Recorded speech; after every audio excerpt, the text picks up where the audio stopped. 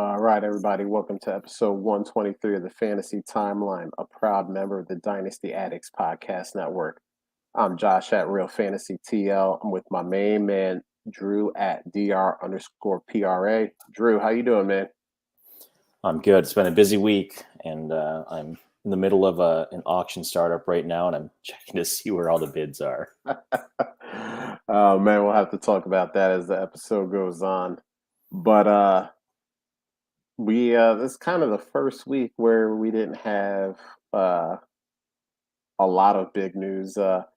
Only big news blurb I have here is Rojo signing with the Chiefs, and that actually I think set off a little firestorm on Twitter because then I think about half of Twitter said that Rojo's going to be the man in Kansas City, and the other half said that Rojo stinks and it's still CEH's show. So, uh, Drew, how do you feel about it? Which side are you on? Are you on the pro CEH side, or are you on the pro Rojo side? I think it could be a little bit of both. I don't know that either one runs away with the job and becomes an RB1 this year, just based on kind of how they run their offense. But I don't mind Rojo there if you have CEH, because hopefully that's enough that they're not going to go out and draft somebody early. And then, Rojo, I think he could have some upside. It all depends on how they do that split. I'm fine trying to go after either one of them if I can get him at a value. If CEH is dropping right now, I'm sure I'll take him for depth. It's probably bumps Rojo's value for a lot of us that traded a second for Rojo in the playoffs. Maybe we feel a little better about that now, but it'll be interesting to see how it plays out. But I think this just means they don't go out and get anybody else early in the draft. So, Toronto Dave here saying Rojo better than CEH, but like Drew's saying, likely won't be one workhorse. Yeah, I was actually talking with someone about this who was saying, I don't understand why all of a sudden we think Rojo is going to be great. And my thing is that, as I think we can all agree on, Rojo is not going to be there to be the pass catching back. So he's probably going to be the first and second down guy, goal line guy. And then, the argument was made to me, well, then that means there's going to be an increase in targets to CEH. And they just haven't done that with CEH in his first 2 years. Like, he hasn't been the back that they throw the ball to. So can things change? Yes, there's always a possibility that things can change, but especially when we're dealing with a tenured coach like Andy Reid, we kind of know what the game plan is going to be. The game plan has never been to have CH out there getting a ton of targets. So, like, am I now supposed to think that he just gets 80, 90 targets because Rojo's there? I mean, I don't know. And as we've seen with Kansas City, um, they always have a deep stable of running backs that will get used throughout the season. You get your Jerick McKinnons, your Darrell Williams, your Damian Williams at points. We've seen a bunch of lower level guys also get mixed in there. So Niles Davis back in the day. Yeah, now they're bringing it back old school there. So I mean, if you told me gun to my head I had to acquire one of these two Kansas City running backs, I'm probably going to acquire Rojo. But, I almost think this is kind of like the death knell for CEH, because if we were going to do this, we were going to, if we were going to make CEH a thing, and we just would have done it. We would have made CEH the guy that catches all the passes. And I don't know, like, just thinking through it, I don't like what this means for CEH. So if I had to get one, give me Rojo. What are you offering for either in a typical 12 team superflex? Um, Good question. I think I'm looking. I would definitely throw out some mid seconds for CEH at this point. I'm guessing it would probably take a mid to late second to get Rojo still. You're not paying the playoff premium now, but now there's that idea that he's a part of a good Kansas City offense, so therefore his value must go up, I guess. Yeah. I mean, for CEH, I mean, if gun to my head, you're forcing me to acquire CH. I'd probably give up a late second. That'd probably be my tops. Rojo, I'm with you. Probably mid second. If I could get away with it, I'm sure now anyone that owns Rojo has is going to tell you that he's on the Kansas City Chiefs and he was the leading back for the Bucks in 2019 and 2020. You know, they're going to give you the whole song and dance, and so I don't know if a mid second does it, but I'm also not giving up like 201 for Rojo. No, Like, no. because as much as I said I think CEH is dead and gone, Andy Reid flips the script, and then all of a sudden Rojo is that, or excuse me, CEH is that guy, while Rojo is kind of playing complimentary back, kind of what he did with Leonard Fournette. So, um, yeah, I like him. I like Rojo more, but I'm not gonna break the bank to get him either. That's gonna be a very interesting uh, backfield to monitor. But you know what? We had a question about this, so why don't we'll dive a little bit deeper into it. We'll really parse this out here. This first one here is from Thomas O'Brien at Thomas O544733516. Tom, come on with the numbers. We don't need your social at the end. What would you pay for Ronald Jones now that he's in Kansas City? And it gives us some league specifics so we can kind of narrow this down. 12-team Superflex PPR. So he's got some choices here: early second plus, mid second, late second, third, or less. Would you in a desperate situation? Because I think the early second plus is interesting. Yeah. Is there a scenario, especially in a 12-team league? Is there a scenario where you go, yeah, like maybe my starters are. I'm trying to.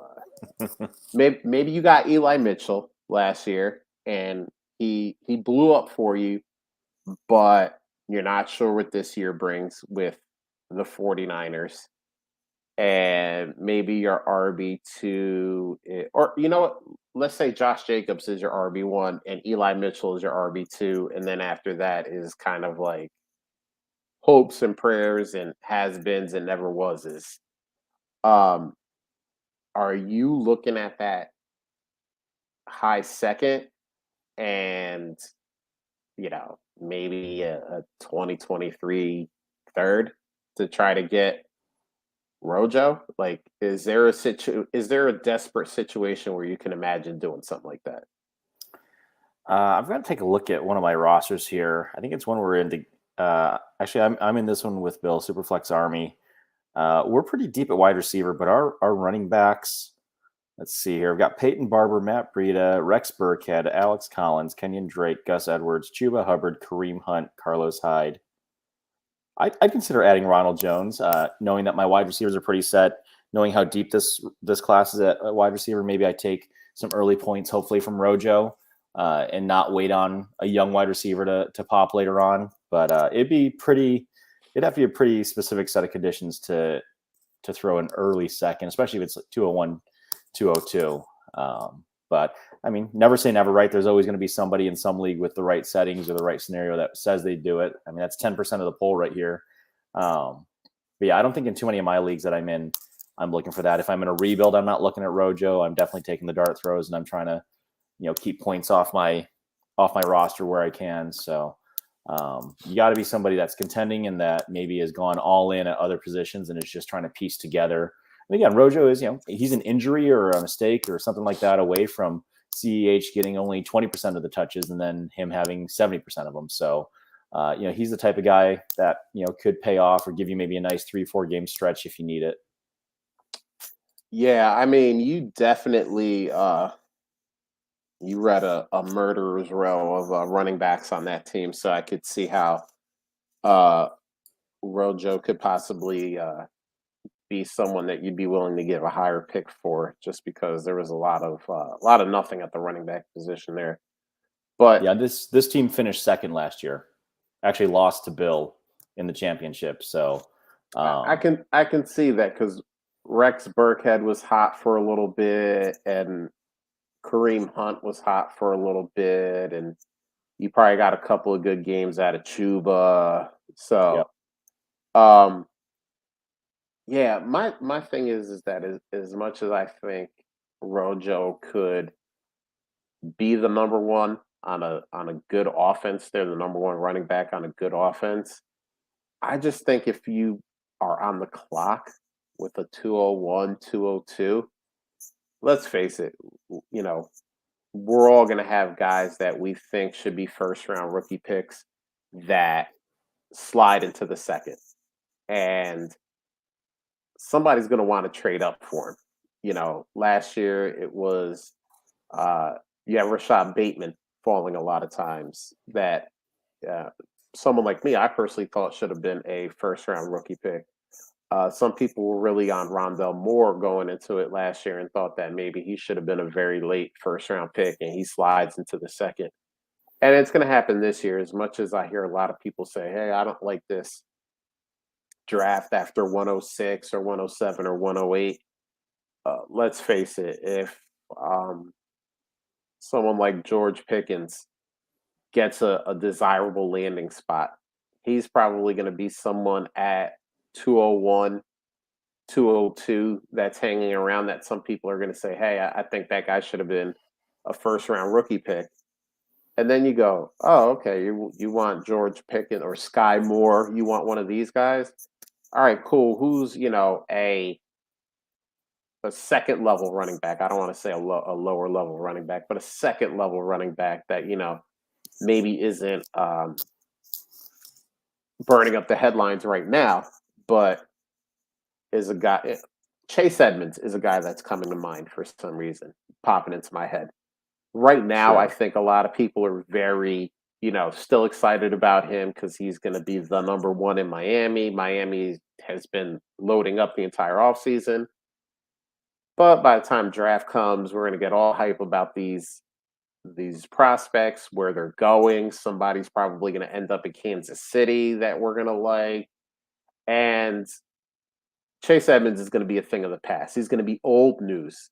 And I think, there are guys like that on that level that if you need someone, and I think, and you could tell me if I'm wrong here, I think I like Chase Edmonds more in his situation going into 2022 and possibly beyond than Rojo. I mean, Rojo's on a 1 year contract, so next year he could be, the starting running back or backup running back in Jacksonville. And then we're like, oh God, Rojo in Jacksonville, that's gross.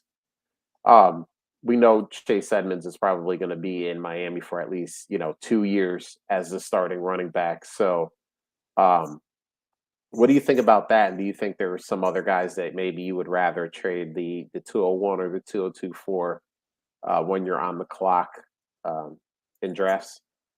Yeah, I agree. I'd rather have Chase Edmonds. He's got an elite quarterback.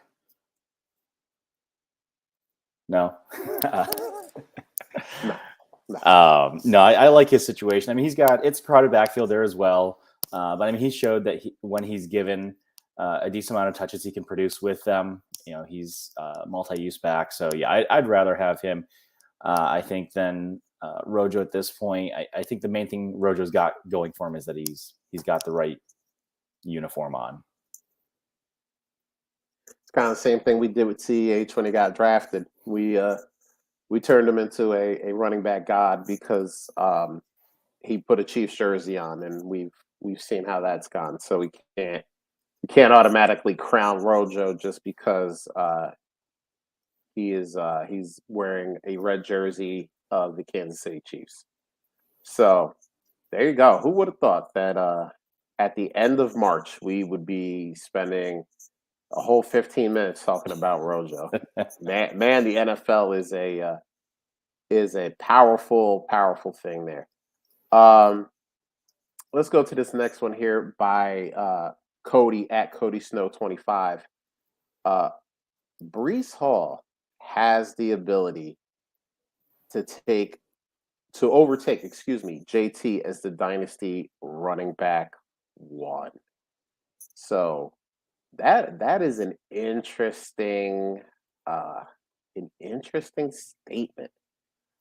Uh Drew, I want you to start this one off because I want to see where you're at with Brees Hall. I know we spoke about this last year, excuse me, last week. We brought up, kind of 101, 102, Brees Hall, Malik Willis, Brees Hall. But how much do you love Brees Hall? I know you've been trying to get that like 101, 102 stack if you can. Um, can Brees Hall overtake JT as the dynasty RB1? That's a tall order. You got a couple of other guys that are in line that would like to have something to say about that as well. I know we're a pro Javante show, so I think he'd like to have something to say about that, depending on what happens this year. So sure, anything is possible. I don't think you're going to get any kind of value like that at this point or anywhere close. I don't think if you've got, maybe you're in a Devy league or you've got the 101 that represents Brees Hall for your league, I don't think you're going to get for him or that pick what you would get for JT or even close at this point.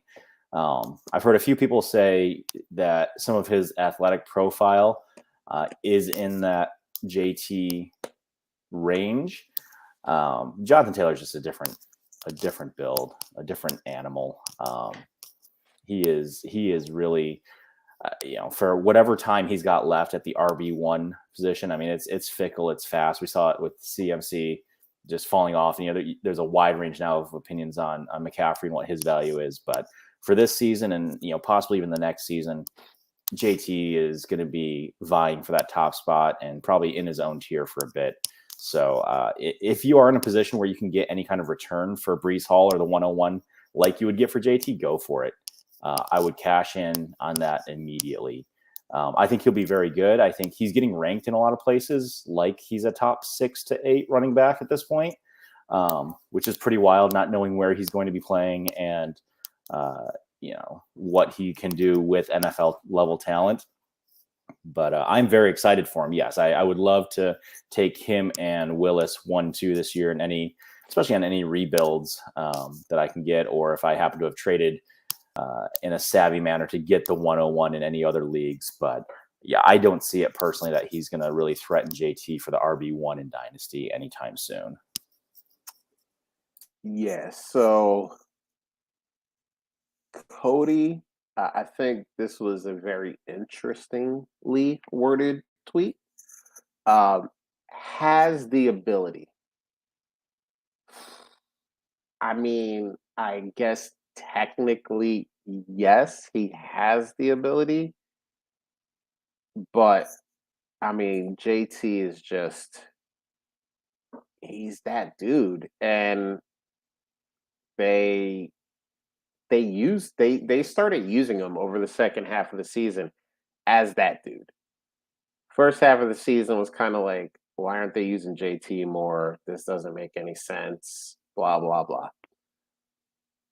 But now they hit the second half and they said, oh man, maybe this guy Jonathan Taylor might be a good idea to use him.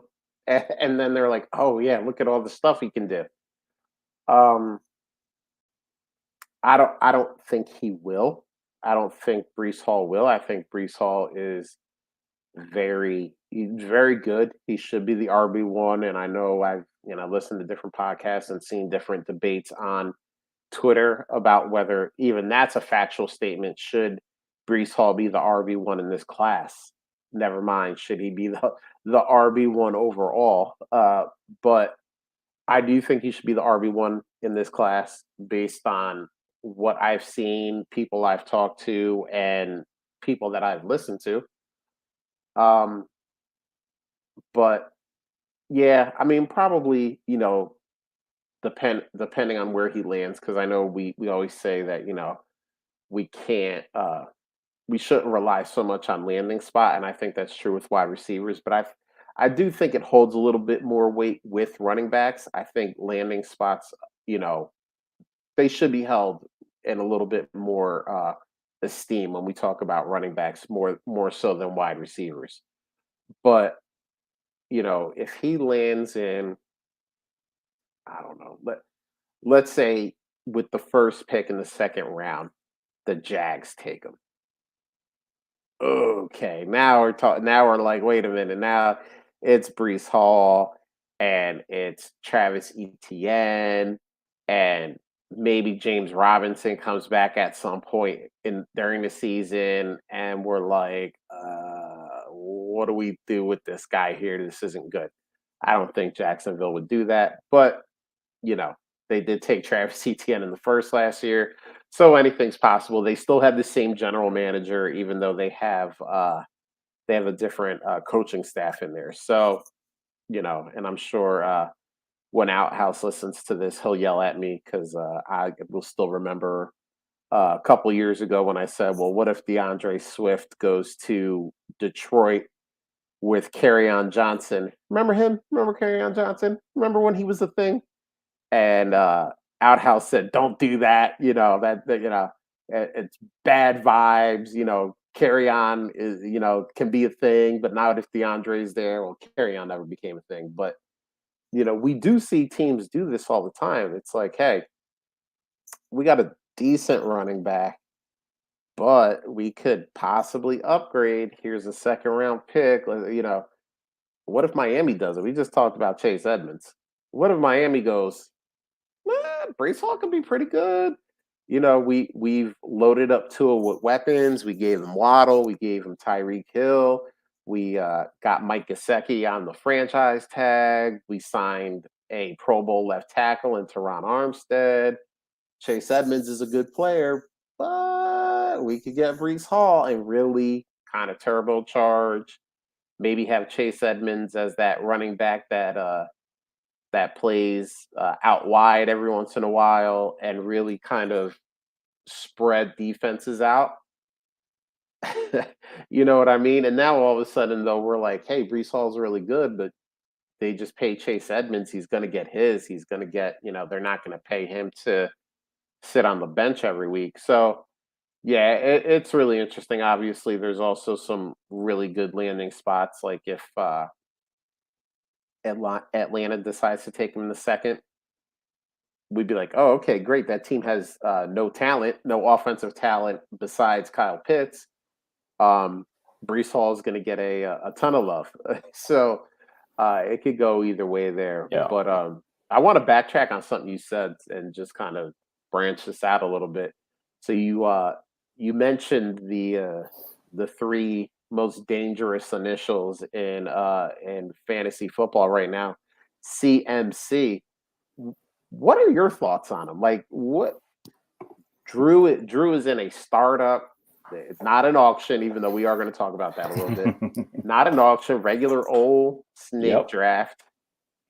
When does Drew say, "Okay, now is the time that I can get myself some CMC"?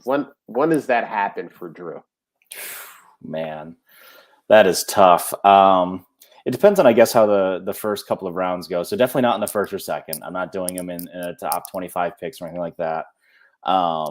For me, it would probably have to be somewhere around the fourth round, late third, early fourth, depending on where I'm picking. So, maybe a top 40 to 50 pick if he's just sitting there. Or, again, if my team is just building out where I really want to try to make a push now, maybe I've gone a couple of elite quarterbacks and a top end tight end or wide receiver for my first three picks. And then, if he's sitting there and I feel like I can really do something, then That's solid value for his points per game and for however many games I hope to get out of him. But I am not interested in the first 36 picks. Yeah. I listen. I've been in these Twitter arguments, uh, in these streets, in these Twitter streets. CMC is a dude that for like 3 to 5 games, he is going to make your team the most powerful thing in your league, and then that drop off is going to happen.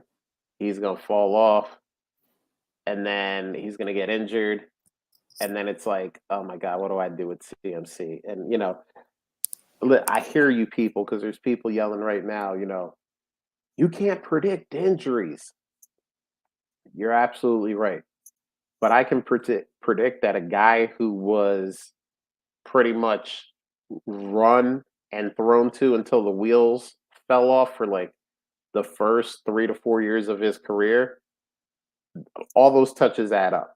And actually, I think there was a study done, and I will not be able to tell you who by, that said that, it's actually more about the amount of touches you get as opposed to your age as a running back. Now, obviously, age will catch up to everybody, but it's more about how much you're used. And we're kind of seeing it to a lesser extent with Zeke Elliott too. Dallas just ran him, 300, 350, 400 times a season. And now we're starting to see like, the nagging injuries are starting to pop up, and, he doesn't have that explosion that he used to have. And, you know, we're seeing a lot more 2 yard runs and a lot less 20-yard runs. And I think that's more because of, yeah, you use a guy, and they used him from the start. I mean, I think his first season he was over 300 touches, and then it just increased from there.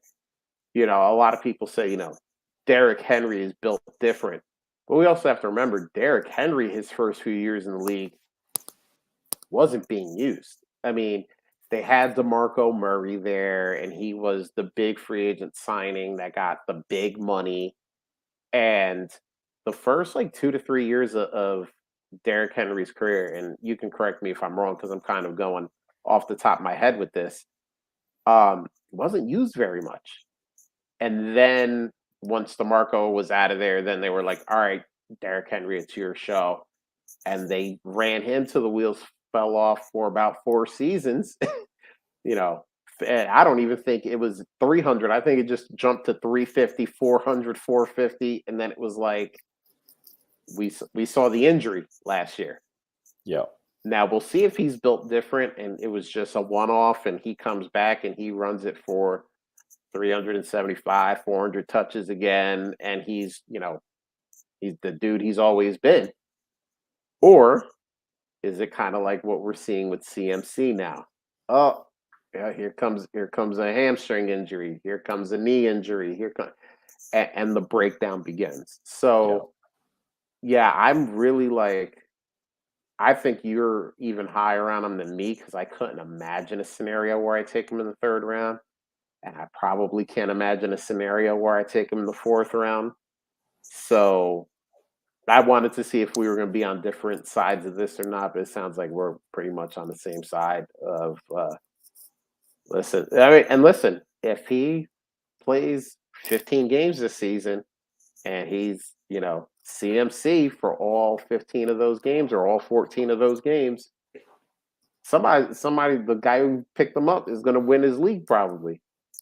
But if he does what he's been doing, that guy is going to have, 3 to 5 weeks of excellence. And then it's like, all right, hopefully you drafted well throughout and you have a stable that you can run in there and rotate. So cool. I just wanted to see if we would agree or disagree on the great Christian McCaffrey. So Here's this next one from J Money at J Money Jarrett, friend of the show. This is a 12-team super flex. Jonathan Taylor or the 103 and 223 first. This is interesting because this kind of parallels with what we were talking about a little bit with the Brees Hall JT conversation from earlier. Except unfortunately at 103, I don't think you have many shots of getting Brees Hall. I don't think there's going to be Mhm. too many leagues where even super flex, Malik Willis might go 101, but Brees Hall is going to be 102. We'll see leagues that where he drops to 103, but I don't think it's going to be very often. So, what do you think about this, Drew? Are you on the JT side, or are you taking the 103 and 223 first? That's tough. I sided with the majority here, and I took the picks. I do like having a couple of extra, or maybe if these are your only 223 firsts, it's so hard to predict where they're going to be. So even if these are mid to late 23 firsts, it feels like that value is pretty insulated for now. And those, maybe one of those could get you what you need to put you over the edge this year if you're a contender. If you're contending, it's tough to move JT at all. I mean, he is a guy that, just like McCaffrey, can win you any given week. Um, yeah, he's special. So it would take an offer like this, though. If I have JT in a league, it would take an offer like this to move him. I would love to get into a top two pick like we were talking earlier, but that if that's not in the cards here, the 103, I'm fine with that. And you know what? I can take that 103 and I'll add something to it to move up to the 102 Hmm. and have a shot at Willis or Hall. So I think I'm pretty squarely there. Again, I am just fine if you tell me I love JT so much, I still need more. So I agree with all the stuff you said. Here is my but. But where do we predict, and I put that in air quotes, where these 23 firsts are going to be? And I know it's hard. It's 2 years out. Anything can happen. Teams' fortunes can change. But if we're looking at these two firsts and we're kind of trying to predict a range where these picks are going to be, is this like, are these picks for like two guys that I think are going to be, battling for the championship? Because as much as 23 picks, I know they're worth their weight in gold. But if you're talking to me that these 23 picks are going to be like 110 and 112, ugh, I don't know if that's enough for me to give up JT. Now, if you're telling me that the same guy who's giving you the 103, and assuming that's his legitimate pick, he didn't trade for that pick, is also giving up a 23 first. All right, now we can start talking. Now we got the third first, which, at that point that it matters a little less where that might end up. It's still first. Um, so that's my caveat because obviously, like, JT is the dynasty RB1, and barring an injury, I don't think there's anyone on the horizon that can really challenge him besides maybe Javante. But we got to see um what this new offense looks like. Like, new head coach, new Russ at quarterback. Like, do they turn into like the high flying air raid, Kansas City Chiefs? Or, are they still going to keep a little bit of that uh Vic Fangio, forgot his name for a minute.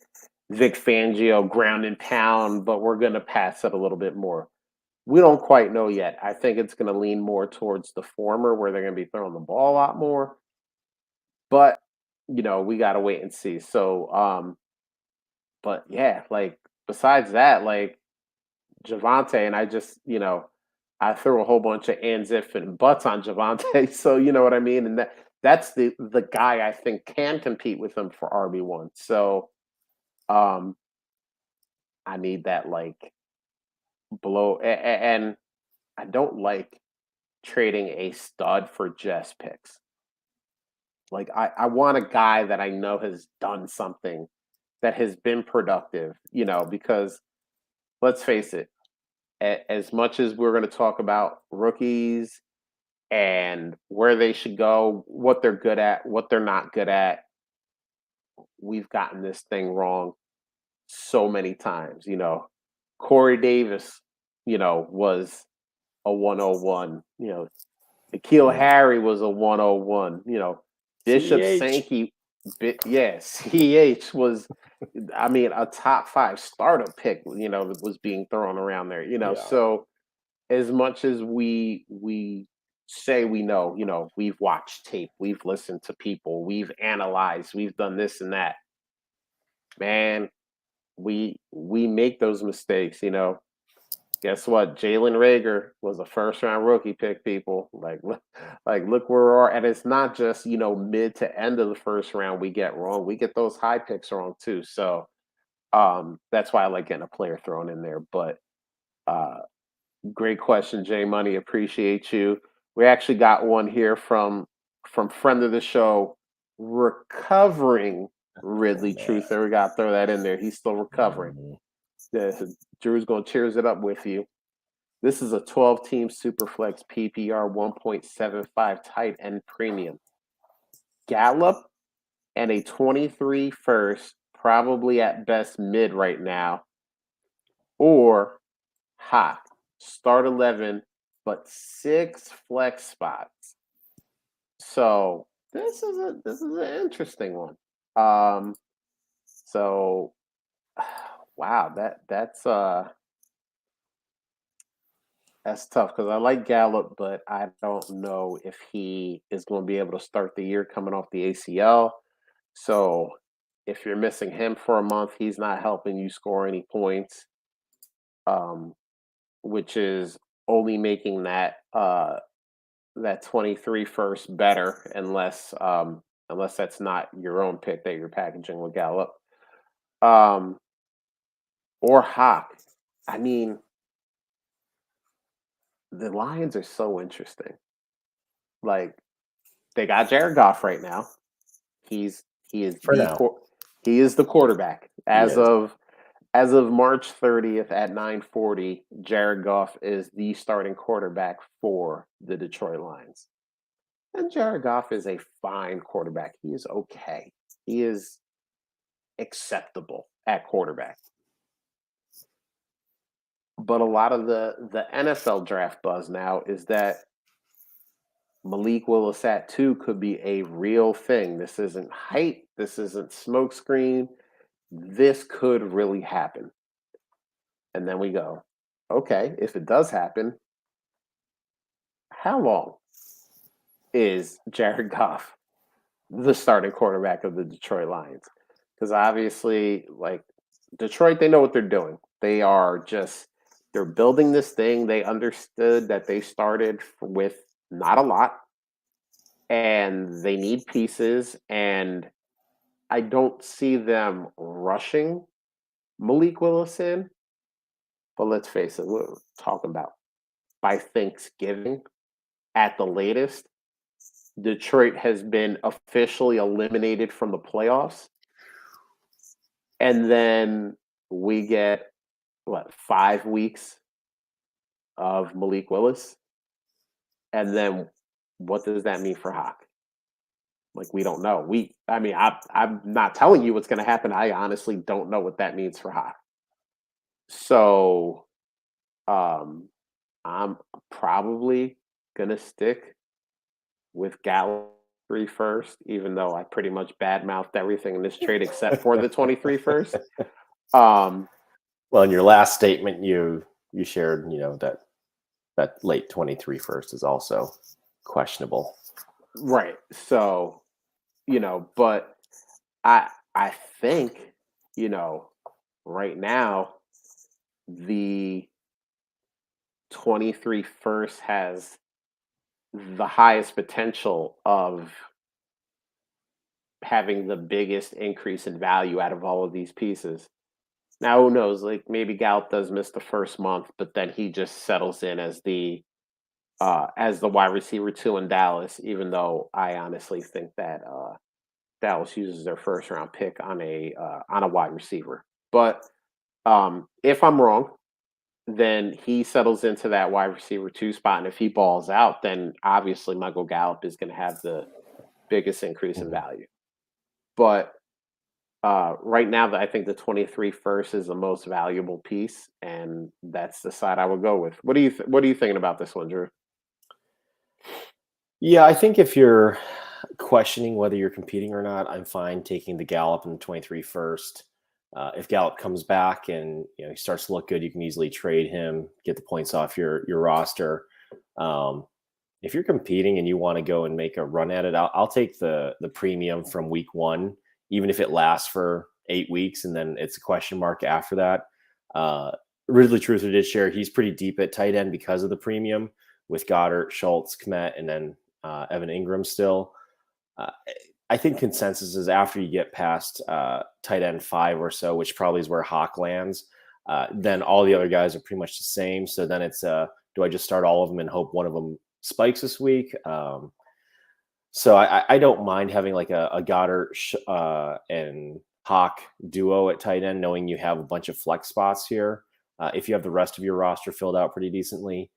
But I agree. I think originally my gut said Hawkinson because I just like the guy and I think he'll be good for a long time at that position. But I think you're right that the first has a significant upside to it depending on how things work out. And then kind of alluding to what we were talking about earlier, I typically, when we're this far out on those first, I will pencil that in as like a 108, 110. Not necessarily the worst case possible, but I'm not putting it in the top half. So that's where I typically value them, unless there's something clear, like you said, where I can look at the pieces here, and unless this guy or this gal makes magic happen in the next 6 months, they're going to be locked into that top half of the draft next year. But I'll typically pencil them in kind of the back third or so of the draft. So yeah, I think in general I would take the Gallup in the first because it gives you 2 chances to hit. With a guy who has flash, Gallup has had some really good games. He's been, a catch or two away for some really, really big games, which would then translate into a really solid, probably wide receiver 2 season. So I think in general, I'll take the pieces, and then starting 11 helps nudge me that direction as well. So if we're starting 9 or something like that, then sure, go for Hawk. But yeah, I think I'm with you here, Josh. I'll lean toward Gallup in the first, based on what we know. I do want to challenge you on one thing that you said, though. You said he is deep at tight end. He has Goddard, who I think is a stud. I think there's a lot of question marks after that. I mean, Dalton Schultz had the one good season, but like, is this kind of like Robert Tanyan 2.0, where it's like, listen, you know, he had one good season. He didn't have any good seasons before that, and now we're just kind of like, oh yeah, it's like Donald Schultz is like, you know, Dallas just franchise tagged them, so we're going to be in the same spot next year, whether they hit him with a second franchise tag, which would be crazy, or they let him go into free agency. Because I think if they were going to sign him long term, that's something that would have happened already. Um, Cole Kmet, I think, has all the upside in the world, but we haven't seen it yet. And um, like we don't know what this offense is going to be. They hired a DC as their head coach, and their offensive coordinator was the quarterbacks coach in Green Bay. So we don't know what that offense is going to look like. We have no idea. We're assuming that they're going to play to Justin Fields' strengths, but we don't know. So that's another one. And then Evan Ingram, please. I don't even. That guy. Trevor Lawrence, though. Trevor Lawrence. Yeah, that's fine. That guy got paid a lot of money to go get beat out by Dan Arnold. So good for him. He's going to get his checks, but He's not better than Dan Arnold. So yeah, I mean, I think that does have to be part of it because if he gets Hawk, Hawk and Goddard, that's a nice combo. That's Mhm. like that gives you a distinct advantage over probably most, if not all, the teams in your league. Um, the 1.75 tight end premium actually, I think, could work out very well for both of those guys, considering Goddard is the second best pass catcher on his team currently, and Hawk is the probably the second best pass catcher on his team as well. So that could that could really do it.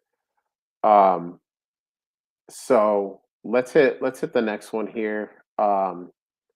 This is from George Ellen at George Ellen 111. Javante and a 23 second or CD and a 23 first. I don't know who CD is. Corey Davis? I think it's CD Lamb. Ah, okay. I'm not used to seeing it CD as in the just the two letters CD. Scratched my CD. Yeah, that's a sentence I haven't said in forever. All right, so that makes a little bit more sense because I'm like Corey Davis, like who the hell cares about Corey Davis? All right, no offense, Corey Davis, he's probably a really nice guy, but um, for fantasy, we don't really care that much about him. All right, so this is a good one here. Man, I 23 firsts are so valuable. And the thing about it is that at the beginning of the 21 season, we could just say 23 first and it's like, oh yeah, oh, we get excited. But now like we're going into the 22 draft, you know. So I know some people I've heard some people say they've already had rookie drafts because they had their rookie drafts before the actual NFL draft. But most of us are probably going to be starting like that first week in May, right after the NFL draft is Mhm. over. And then it's like, okay, now like we really do have to analyze 23 first. They're not just like 23 picks. Ooh, like we really have to go, okay, like does this have the shot to be a legitimate, like you said earlier, Drew, like a 101 to 105 because we know this team stinks. They stunk for years and they're going to continue to stink because that's what they do. Or, are we looking at the 111, 112 because this person is good. They're consistently good. They're always in the playoffs. They're always in the hunt. Now we're really going to have to start breaking that down because we're, probably by what beginning of June, most of us have finished up our rookie drafts and on to 2023, onto those prospects. So on its face, just assuming that that first is going to be like 106, 107, 108, I think God, it's so hard for me because my my brain is saying CD and the 23 first, but my heart is like if Javante is like RB2 and CD Lamb does what he's been doing and he just stays like a consistent like top 15 guy, Yep, which easy. which which by the way, like I know we all it's so weird. We got on this thing at the beginning of the off season where like CD Lamb was not good at football, because he wasn't like a top 3 guy, being top 15 makes you like terrible now. Even though somehow we hype up Amon-Ra St. Brown, which I don't understand, but that's another story for another day. Um, but uh, I think I still have to stick with Javante because if Javante hits that ceiling, if he's that RB2, or if all the ifs and buts that I mentioned earlier happen and he becomes the RB1, CeeDee Lamb in a mid 23 first ain't going to get it done. It's not going to happen. And I do think that Javante can be like the RB2, RB3. I think that's actually like a good possibility. So, um, running backs are worth their weight in gold, and I love CD Lamb. I love 23 first, but give me Javante. All right, Drew, go on the other side so that we can debate this a little bit. Yeah, I voted, and Twitter seemed to be pretty tilted 2-to-1 ratio here for CD in Yeah. the first versus Javante in the second. I love Javante. I mean, I was trying to get you to trade him to me for the 101 3 months ago. Mhm. But I think, like you said, uh, wide receivers just have such a long shelf life. And I think CD he's for me, I rank him probably in the top 6 to 7 wide receivers for Dynasty. Will he produce like a top 6 or 7 every year? Maybe not, depending on how the talent rotates through and, different guys. I don't think anybody was expecting Debo to land where Debo landed this year, or even Cup to be the wide receiver one, right? But I think he can consistently be, a top 10 wide receiver any given year. I think he's valued at a top 5 or 6 wide receiver for me. But like you said, the running backs are just so tough to get once you get beyond that top tier. And wide receivers, if you're, the cost to get wide receiver 8 to 10 versus the cost to get wide receiver 5 to 7 is not huge, right? Mhm. And again, any given week, a wide receiver 10 could outscore the wide receiver 4. So I definitely get the allure to Javante, and who knows where that second would be, because if we had a crystal ball and we knew that this is going to be CD in the 106 versus Javante in the 202, that you can get Yeah. nitpicky like that, right? Yep. But you've got to treat the picks similarly. So if we're saying a mid first, then it's a mid second. Mhm. So for me, I will take CD, who is tied to Dak, who is in a solid offense, who is going to be producing well, who is very, very talented, and I think will push for it. And part of the letdown, right, was that we all expected CD to be in the top 3 or 4 dynasty wide receivers. I had him as my wide receiver 3 after Chase and Jefferson for a long time. And I think he can still get there too. I mean, we'll see what happens this year now that Cooper's gone. We'll see who they draft, like you were saying earlier. We'll see what kind of impact Schultz can still make, if he'll still get the targets that he got last year. Zeke is not going to produce like he will. He's not the threat that he used to be. I like Pollard, but he's no Zeke in his prime. So maybe Dak is throwing 450, 500 times this year, and CD has a chance for 160 targets. So yeah, I like CD in the first here. It is definitely more of a brain move versus a heart move, like you said. Mhm. I think it should be closer than what the poll says, but I agreed with the majority here, and I'll take CD Lamb in the first. So to try to get a little meta, to try to deep dive into this a little bit, I wonder if this poll is being shifted so much to the CD side because we are just looking at what the Dallas Cowboys are right now. It's CD Lamb, it's Michael Gallup coming off of an ACL, it's James Washington, it's Noah Brown. That's pretty much your top 4 in the wide receiver room for the Dallas Cowboys, which is actually the reason why I think they spend a first to get a wide receiver. So a lot of mock drafts are having um, Treylon Burks going to Dallas at 24. I think if that happens and we put this trade back out there, I think we see a lot closer to a 50-50, because instead of it being CeeDee Lamb, a hurt Michael Gallup, and a bunch of scrubs, we're going to be talking about CeeDee Lamb and a guy that at the beginning of the draft process was the number 1 wide receiver. Things have happened. He's fallen off. His combine wasn't that great. He's now turned into like the wide receiver, like 3 to 5, depending on who you're talking to. So if Treylon Burks goes to Dallas, I think that's a different conversation. But if Dallas trades back, let's say Detroit doesn't take Malik Willis at 2, but they don't want to stick around to 32 to see what happens. Maybe they like Sam Howell. Maybe they like Desmond Ritter. And that's not a guy they think can make it to 32. And Dallas trades back.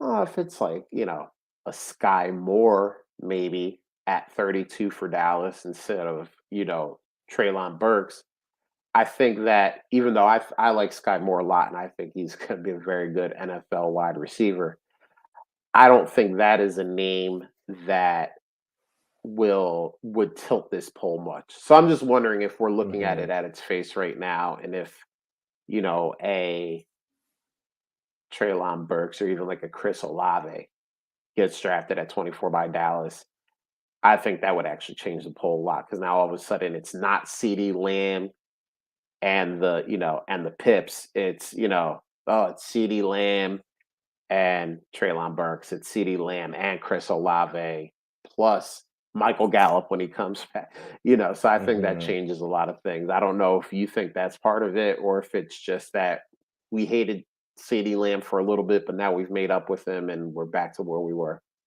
Yeah, I'm also curious, kind of on the in that same vein. How do you think people are valuing Javante right now? Do you think they're valuing him as if Gordon is not coming back, or with the possibility that Gordon could be there next season? It's so funny because at the beginning of the offseason, before Russ got traded, before all of this, obviously everyone's big thing was, well, they got, Aaron Rodgers, offensive coordinator. So now Aaron Rodgers is going to the Broncos. And I always said, well, if they get a big money quarterback, whether it was Aaron Rodgers or it was Deshaun Watson or something like that, a guy that they would have to pay a lot of money to, I just don't see cap wise how bringing Melvin Gordon back fits. Obviously, you know, everybody in the league at this point is a cap wizard. I mean, if you can explain to me how the Buffalo Bills could pay Von Miller $120 million while they're paying Josh Allen, while they're paying Stephon Diggs, bless you for explaining that level of math to me because I work with numbers all day and I still don't figure out how, a team like the Packers who was like they were like $76 million over the cap, within a month became cap compliant and they were cap compliant before the Devonte Adams trade. So it's not even like they had to trade Devonte to get cap compliant. They cut a couple of guys, restructured a couple of guys. Oh, okay, you're cap compliant now. And it's like, wait, what? Like, where did this $76 million come from? The Saints did it the year before.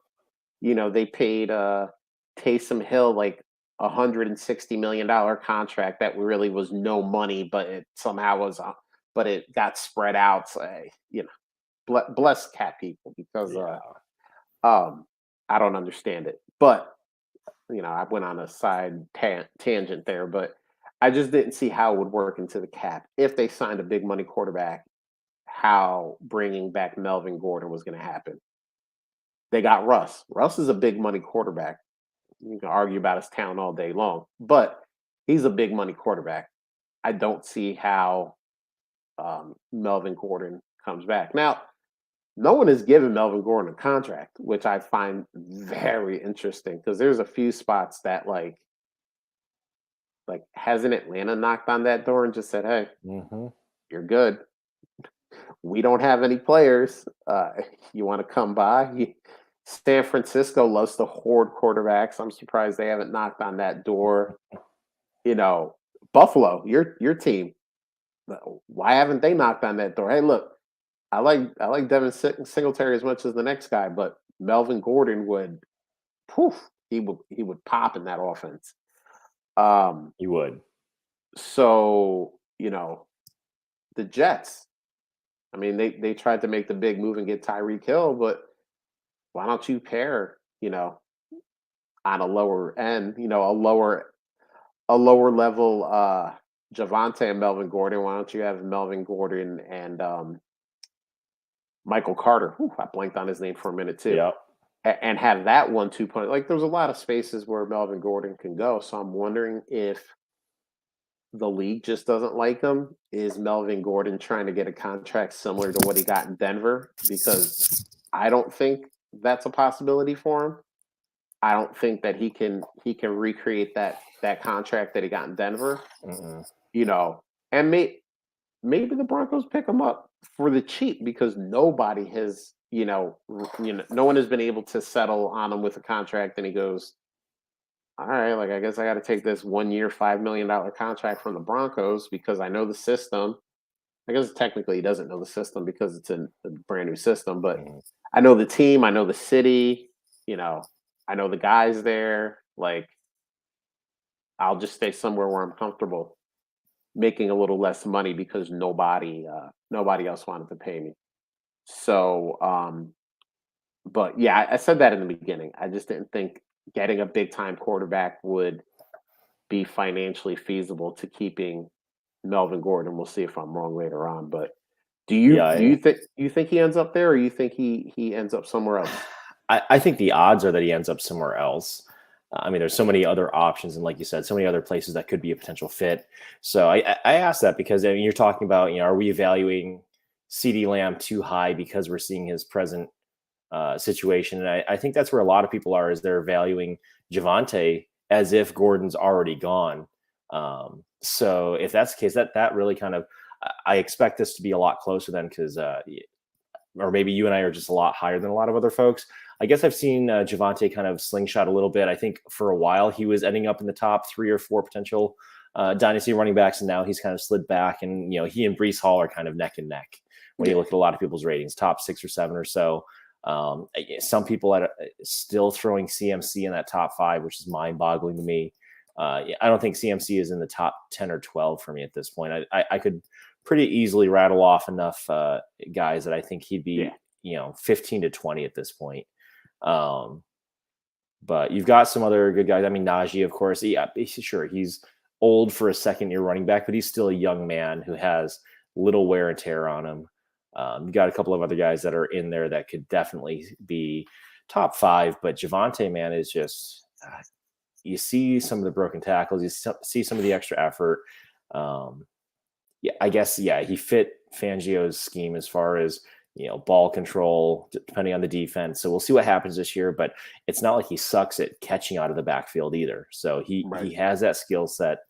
So I just see him having an opportunity to be, I mean, my gosh, when you think about with him and Russ and what Russ opens up for the running back, they've got some talented guys to receive, whether it's out wide. We'll see what Albert O does, or if they draft another tight end. But I'm excited to see what Javante can do this year. So yeah, I just thought this poll would be a lot closer. And I thought originally when I voted, I might be in the minority, but I was surprised to see that I was in the majority when it all shook out there. I'll follow my heart and be in the minority with Javante, and we'll see what happens. I mean, obviously, I think the 23 first also plays a lot into it because we're still kind of a 23 first.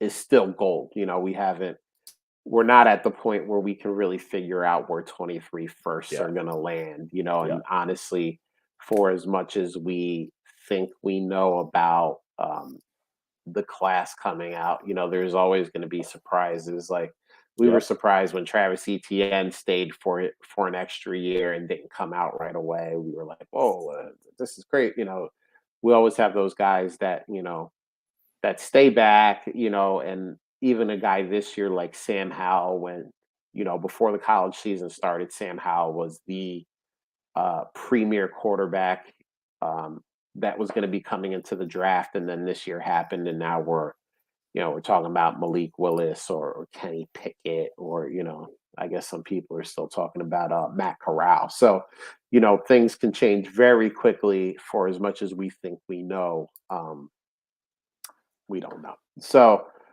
all right, that is the end of the show sheet. So let's wrap this thing up. Thank you to everybody in the chat. We had Toronto Dave earlier. We had our main man, recovering Ridley Truther in here. Appreciate you guys. Appreciate everyone else that was in and out. If you dropped something in here, sorry I missed you. Just remember, if you're watching this on YouTube, give us a rate, or excuse me, give us a subscribe, hit the bell so you know when we go live, because we have a lot of fun doing this thing. If you're listening to us on that podcast now, this is when you can give us the rate and review. If you like randomly fell upon us and you're not subscribing, hey man, hit that subscribe so you can hear us every week. We always have a good time. We have guests on, we do all kinds of stuff. So yeah, join up, subscribe, and then you can listen to us every week. And on that note, Drew, we are out of here. Not